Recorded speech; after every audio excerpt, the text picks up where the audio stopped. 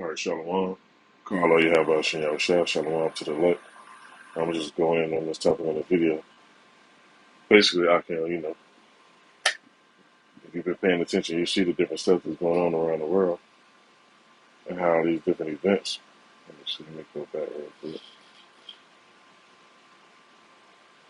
These different events been taking place. And I had this video queued up. I was like, I was gonna come to and do a lesson on it. Now,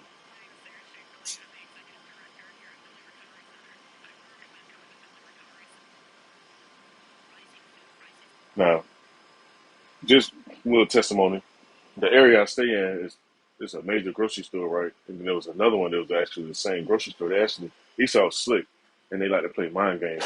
They closed one down and they moved everything else to this other grocery store to make it look like it's more shit in there. But before that, you go in there, wasn't hardly nothing on the shelves and all that. Now you go in there like the store full and they don't renovate it and shit, to give that illusion. 'Cause that's how Esau like to get out and play games, give people an illusion, put all the bread and circus events out in Babylon to distract people from what's really going on.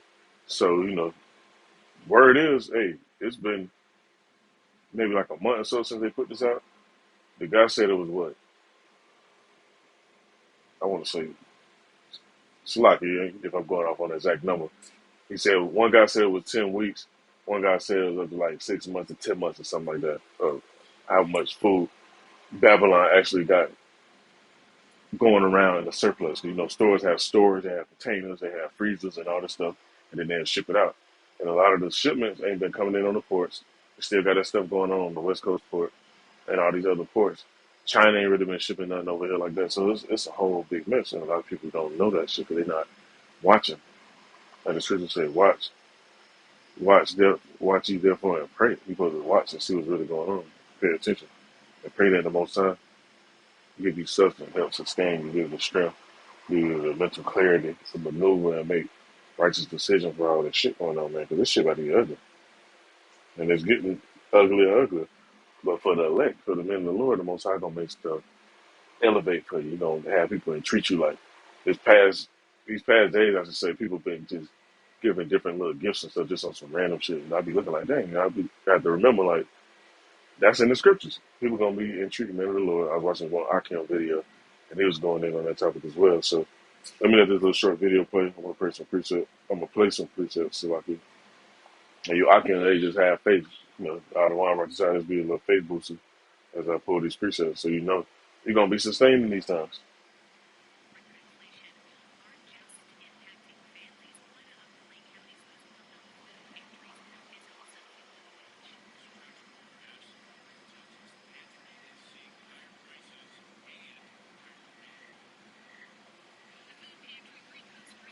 And that's bad. If people got to go to the food pantry like that, that means what? They don't have money to actually go get groceries, and then certain groceries are not actually available.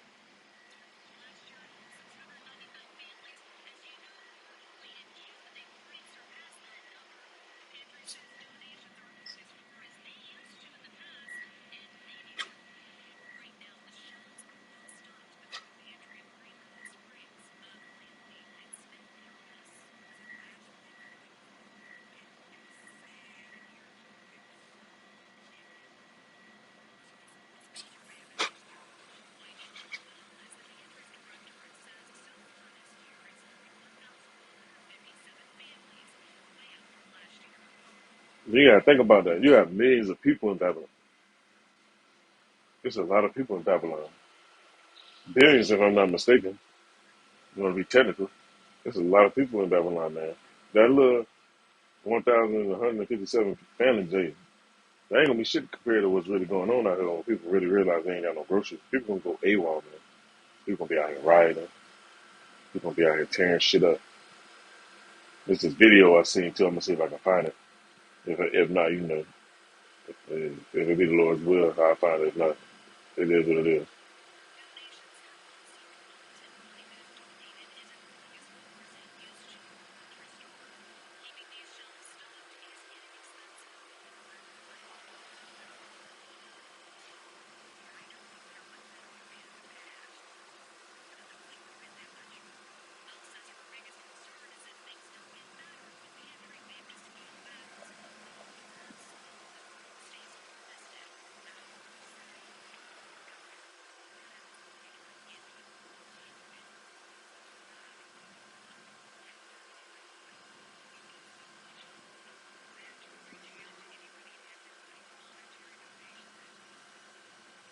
And see, well, when shit hit the fan, people gonna be hitting them pantries up. They talking about God did this and gonna do that. Yeah, he gonna do a lot of stuff. He gonna make sure people eat, but simultaneously, he gonna make people go into these places and not regard nobody. They gonna go in and steal what they want to steal. Like I said in the second Ezra, they should not regard neither kings nor princes. All right, I get that in a minute. So let me go to this book of Psalms, chapter 61, verse 3 says, "For thou hast been a shelter for me and a strong tower from the enemy." The enemy is Esau. Esau's stirring up a lot of this shit. Even though the Most High is fully in control, he's allowing Esau to do what he do or do what they do, so to speak. Because when I mention Esau, I'm not just talking about one individual. It means these Edomites as a whole. They have the plans that they want to do, but the Most High has bigger plans. Is to show his power in his light, to show who's really in charge. That's the book of Proverbs, chapter 18 and verse 10. It says, "The name of the Lord Yahweh is a strong tower. The righteous man runneth into it, and it's safe." And you got to know that name. All that you don't have to know the name. Like nobody know the name, and we ain't gonna figure out the name into the kingdom and all that other stuff. That's nonsense. You got to know that name. He made sure we end up learning his name in these times, so certain people can call on him. And you gonna hear who call on him. Let me see.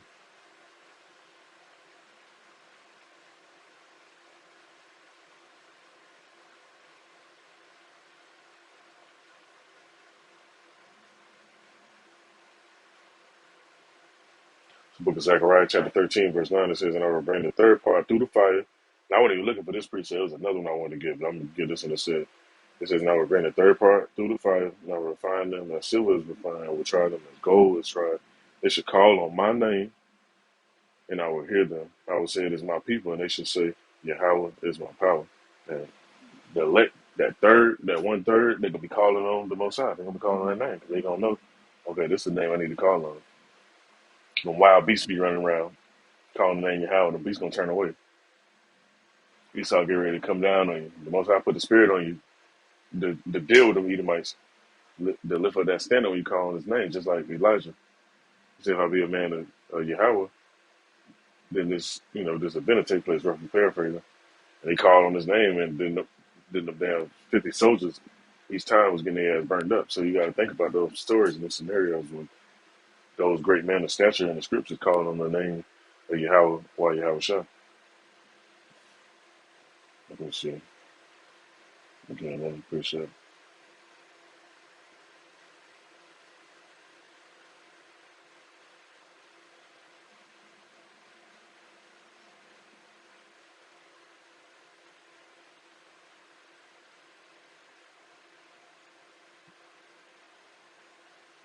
So the book of Isaiah, chapter 65, verse 13, it said, "Therefore, thus saith the Lord Yahweh, Behold, my servant shall eat, but ye should be hungry. Behold, my servant shall drink, but ye should be thirsty. Behold, my servant shall rejoice, but ye should be ashamed." And a lot of people going to be ashamed, thirsty, hungry. They're going to be through. Because they're going to see certain men like, "Damn, how the fuck he got a whole meal in a bottle of yang to sip on, and women following them." And they're going to be looking through.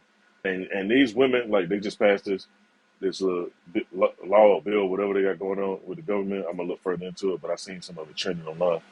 These women, they in the uproar over this shit because women want to go around and be harlots and play like whores, but don't want to be mothers. So the Most High gonna force these women to get in order, and the ones that don't get in order, they're gonna be through anyway. Because they talk about 2/3 perishing over here in Babylon. Well, hey, women outnumber men, so it's gonna be more women getting jacked up than men anyway.